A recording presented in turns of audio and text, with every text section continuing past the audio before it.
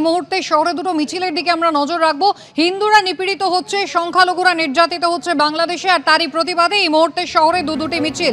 Shakespeare সরণি থেকে এই মুহূর্তে প্রদেশ কংগ্রেসের মিছিল এবং অন্যদিকে হিন্দু সুরক্ষা সমিতির মিছিল ধর্মতলায়। আমাদের দুই প্রতিনিধি অনির্বাণ বিশ্বাস এবং অর্ণব মুখোপাধ্যায় রয়েছেন। অনির্বাণের কাছে আমি চলে যাব। অনির্বাণ, প্রদেশ কংগ্রেসের কি বক্তব্য, এই মুহূর্তে মিছিল কোন দিকে যাচ্ছে?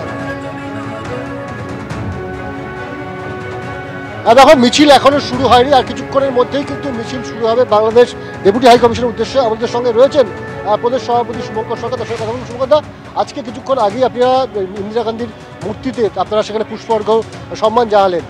কি দাবি নিয়ে আজকে আপনারা বাংলাদেশ হাই কমিশনের দিকে যাচ্ছেন? দেখুন, প্রথমে আমরা বিজয় স্মারকের ওখানে গিয়ে আমরা পুষ্পার্ঘ দিয়ে শ্রদ্ধা জানিয়ে ওখান থেকে সেই ঐতিহাসিক যে সমস্ত মানুষ প্রাণ দিয়েছেন তাদের মাটি নিয়ে আমরা ইন্দিরা গান্ধীর মূর্তির সামনে আমরা সেই মাটিকে দিলাম।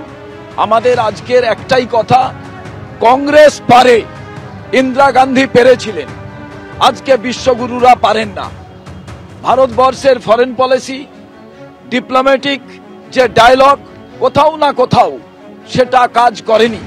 তা না হলে আমার প্রতিবেশী রাষ্ট্র, সেখানে এই রকম ঘটনা ঘটছে, হিন্দুদের ওপরে অত্যাচার হচ্ছে, অথচ পশ্চিমবঙ্গের বিজেপি নেতারা সীমান্তে গিয়ে মিটিং করছেন, হুঙ্কার দিচ্ছেন।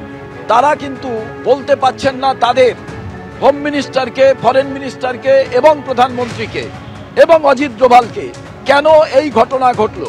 যে কোনো দেশের প্রতিবেশী যে রাষ্ট্র, তাদের সঙ্গে সম্পর্ক ভালো করতে হয়, কারণ ভৌগোলিক পরিবর্তন করা যায় না।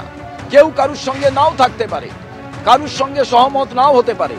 আপনার বাড়ির ফুলের টব চাইলেই এ জানলা থেকে ও জানলা আপনি পরিবর্তন করতে পারেন, কিন্তু একটি দেশকে আপনি পরিবর্তন করতে পারেন না, আপনিও তার থেকে চলে আসতে পারেন না।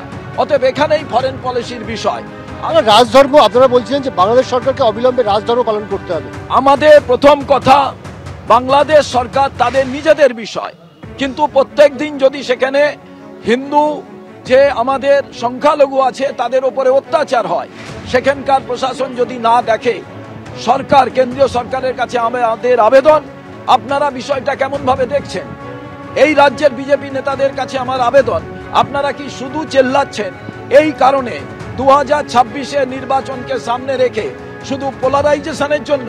দেখো, হিন্দু ওখানে আক্রান্ত হচ্ছে, এই ঘটনা, কেন ওখানে হিন্দু আক্রান্ত হবে? আর আপনারা বিজেপির নেতা হিসেবে বলতে পারেন, ভারতবর্ষের উত্তরপ্রদেশের সম্ভারে যখন মুসলমানদের ওপরে আক্রমণ হয়, সেটাও তো তারা সংখ্যালঘু। আমরা চাই যে কোনো রাষ্ট্র সংখ্যালঘুদের নিরাপত্তা সুনিশ্চিত করুক।